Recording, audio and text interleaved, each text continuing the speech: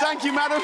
We got a lot to talk about tonight. First off, Donald Trump's been tweeting, surprise, about the FBI Director. Again, you remember a month ago, Donald Trump tweeted this: James Comey better hope there are no tapes of our conversations before he starts leaking to the press.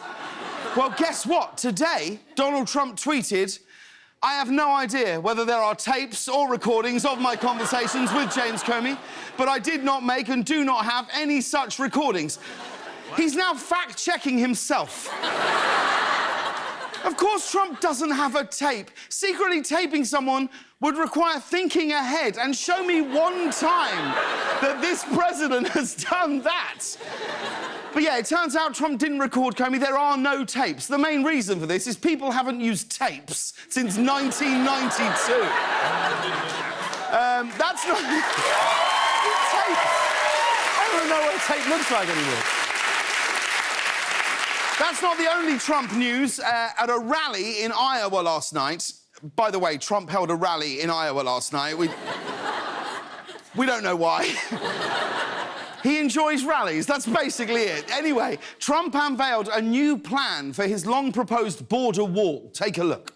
We're thinking about building the wall as a solar wall, so it creates energy and pays for itself. Pretty good imagination, right? Good. My idea. A solar wall. Now he's literally blowing sunshine up our asses. It's... pretty good, huh? My idea. I'm pretty certain that Donald Trump doesn't know how solar power works. Or walls. Or paying for things. Or words. At the same rally, Trump defended appointing only very wealthy people to cabinet positions in his administration by saying... Well, I should probably just show you what he said. And I love all people, rich or poor, but in those particular positions, I just don't want a poor person. Does that make sense? Wow. No. It doesn't make sense. Nothing you say makes sense.